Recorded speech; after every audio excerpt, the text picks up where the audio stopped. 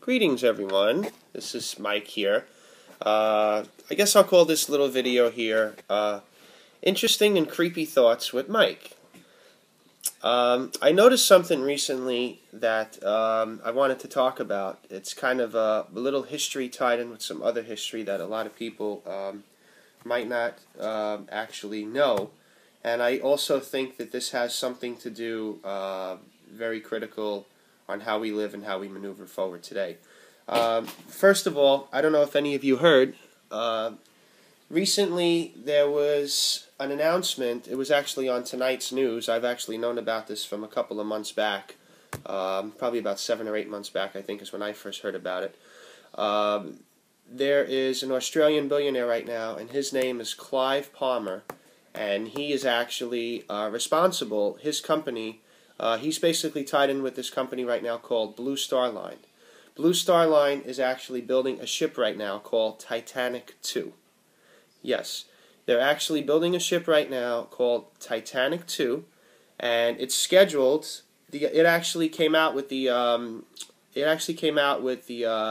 idea of it on April 12th, April 15th, 2012. Now, the reason that they did that, it was actually the 100th year anniversary last year that Titanic sank. So this man right now, his name is Clive Palmer, and he's a ballsy rich billionaire who is, in my opinion, it's a little creepy. The fact is that his company is building a ship called Titanic 2, and it will be set for sale, by the way, in by 2016, and the plan is to basically voyage it from the Southamptons into New York City. So in the future, if you ever have any desire to go on a creepy voyage, maybe you want to think about getting on the Titanic too. In my opinion, I don't think I'm going to go anywhere near that. Now, the reason I'm talking about this is I want to talk about the original Titanic and some of the facts. Now, most of us seen the movie with Leonardo DiCaprio and Kate Winslet. It's an amazing movie. It's, James Cameron, one of James Cameron's best movies, I think. The reason I'm talking about this is I want to talk about how the first Titanic ship was built and who was the main person responsible for building the first Titanic ship and why they built it. Okay, why did they build it? Who was it for? Besides getting all the media and attention and grabbing newspaper attention, there was another hidden agenda behind building that ship. First of all, the original Titanic was built by a company called White Star Line.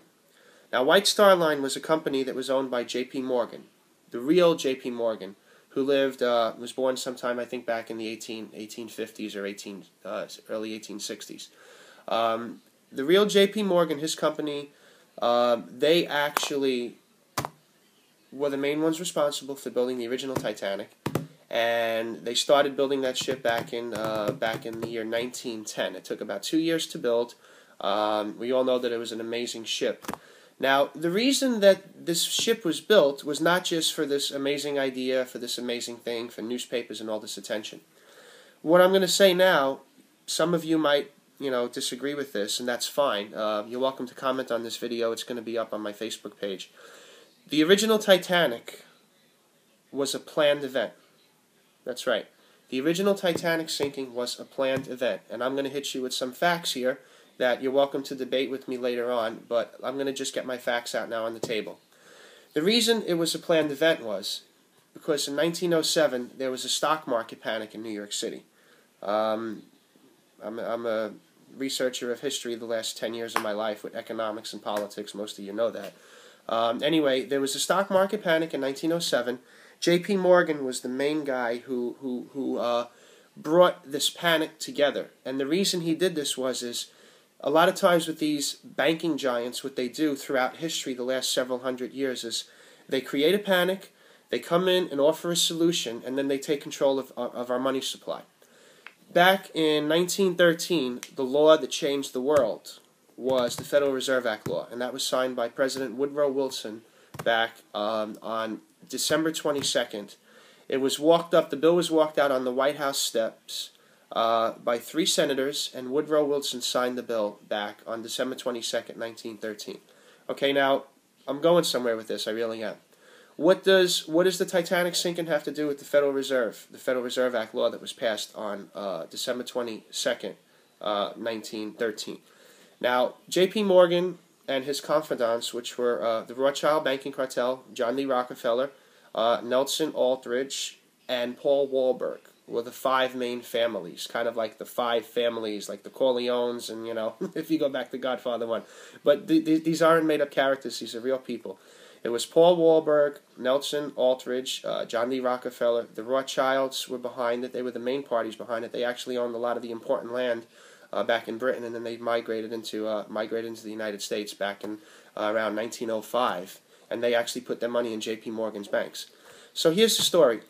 There were several millionaires that were J.P. Morgan's enemies that were invited on the Titanic. Okay, they were invited on the Titanic by Morgan. Some of these people knew that Morgan had lied about the stock market panic of 1907. He did that because he came in and he said, we need a central bank to control the money supply. We need a central bank to actually loan money to governments, loan money to corporations, and, you know, this will protect the dollar. When a certain group, an outside group that can be trusted, can actually create a new central bank. So Morgan put this out there. Some of the millionaires that were invited by Morgan on the Titanic to visit this beautiful, luxurious cruise, which later on became their fortune fortress of death, sadly. These were Morgan's enemies. Some of these people knew he wanted to get control of the money supply. He wanted to take over the central banks. And these people, between the years of 1907 and 1912, which was the year Titanic sank, by the way, again, these people were preventing Morgan and his partners from controlling the political power, which could pass a law that could give Morgan and the five giants the power to control the money supply. Now, these particular families actually were told that they would never ever want Morgan and his group to have a central bank. They told this to Morgan. Morgan came up with the idea, listen, let's just do business. Everything will be, you know, we're still friends and everything. My company built this beautiful ship. I want you to have VIP passes. I want you to have the best quarters. These are all facts here. The reason I say it was a planned crash when the Titanic hit the iceberg is because the captain of the boat was someone who was one of J.P. Morgan's tightest friends. And he was suffering from an illness back then. And he was given an order. The same way a general is given an order by the president, the same way someone in the Marines is given an order by the superior officer, and he was designed to take out that order. He was designed to actually make that ship encounter an iceberg and have problems moving forward. The boat itself, actually, here's some other Titanic facts here. As you know, there was 1,502 people.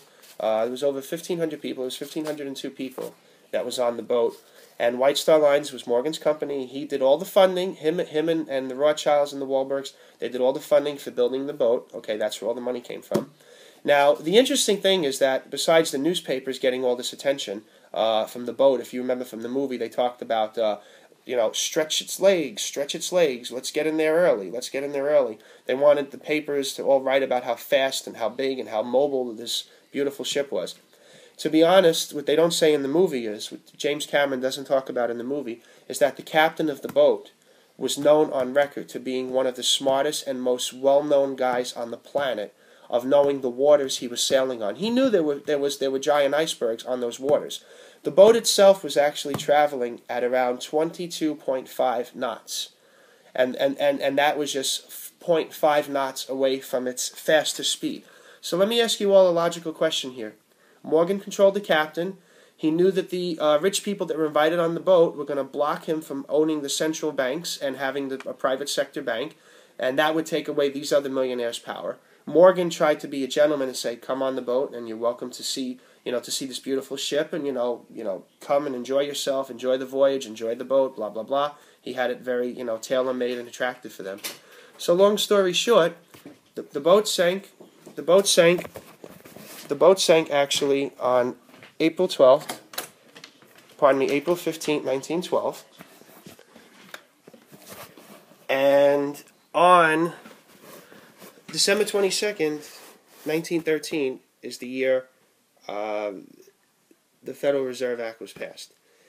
If these rich people did not go on the Titanic and they were not killed on the boat, on the acceleration of speed to hit the iceberg, the captain given the order by Morgan to do something evasive and erratic to take out the people all on the boat, the Federal Reserve Act law might not have been passed, and then the IRS law was passed that same year on December, the end of 1913 was the same year the IRS law.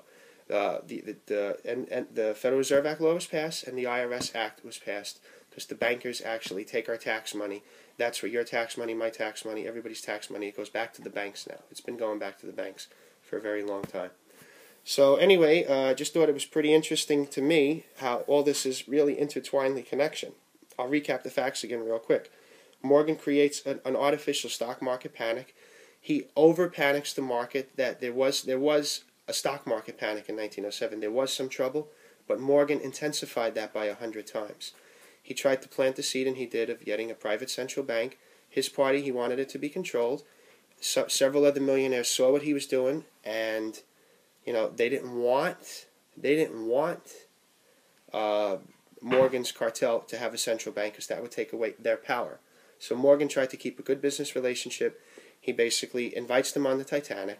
And again, the Titanic actually sailed in 1912, and on April 15th, here's a very interesting fact too here for everybody. April 15th, 1912, okay, is the year that Titanic sank. That was the year and the day. Titanic hit the iceberg at 11:40 p.m. On April 14th. The boat sank, and people died on April 15th, 1912. The death of Abraham Lincoln, who was someone who was also against the central banks and the prior generation of the Rockefellers and the Rothschilds, of course. Abraham Lincoln died. Okay, he passed away. He died on April 15th, 1865. And to this day, as I'm making this video in late February of 2013, April 15th is the last day you have to file your taxes with your accountant. Tell me that's not just a little bit creepy. Anyway, I hope you all enjoyed this little video. It'll be on my Facebook. I'm sure a lot of you are going to comment on this, and that's totally cool. I'm open to debating anything, as you know. And look up the Billionaire. You could just Google Titanic 2 right now, and you'll see that the new boat, okay, which is going to have a lot of the old ships' designs, except this one is going to have air conditioning, okay. And this boat is it's scheduled to set sail on 2016 of 2016, which is less than 3 years away. And they're using the name the Titanic too, and they're trying to make a replica, an enhanced, improved replica of the original ship. Now you know some Titanic facts, and I'm sure everybody's going to. Some people will enjoy commenting. I know I'm going to enjoy debating a lot of you. So, all right, everyone, have a great night, and remember April 15th. There's a lot of history with that day. Okay, I'm out. Bye bye.